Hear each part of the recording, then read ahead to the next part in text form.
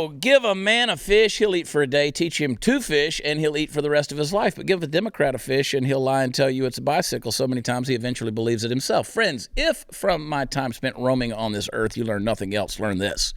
Be sure your nasty tweets will find you out.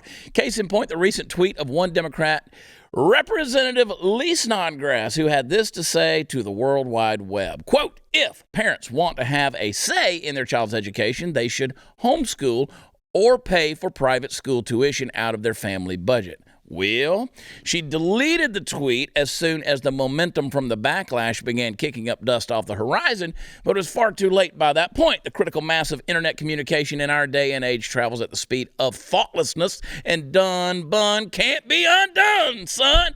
She later said that she deleted the tweet because it was lacking in nuance and could easily be misinterpreted.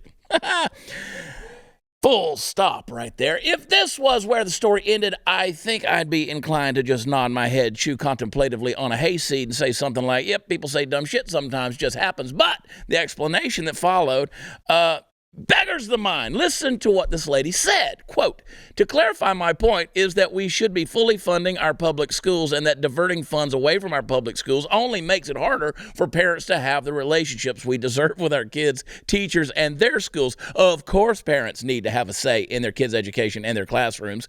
I'm a parent, and I have a say, as should every parent. I shouldn't have been cavalier or glib. That wasn't my intention, and I apologize. Carry on, end quote.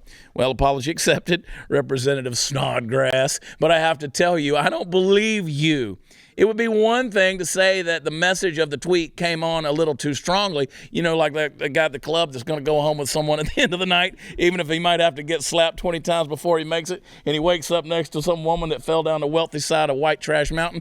Sort of like that. But what she's saying is so completely the reverse of what she said in the tweet, you have to do a double take. Or you would have to if she didn't have that funny little parenthetical D at the end of her name. Folks, the funny thing is, of course, I agree with her. If you want to have control with what's going on in your kids' academic lives, not to mention cute little things like the development of their soul, you need to get them out of the damn public school system and into private charter or homeschools, co-ops, whatever you want to call them. Plain and simple. But she doesn't really mean that that's what you should do. What she means, obviously, is that you should shut up and just comply. And why not? I mean, it's so much easier. Tyranny has always been easier than freedom. It's literally the path of least resistance.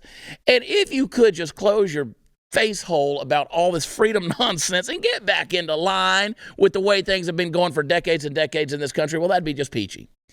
Don't buy into the crap, folks. Don't believe the lies. And for the love of God, get your kids out of damn public schools.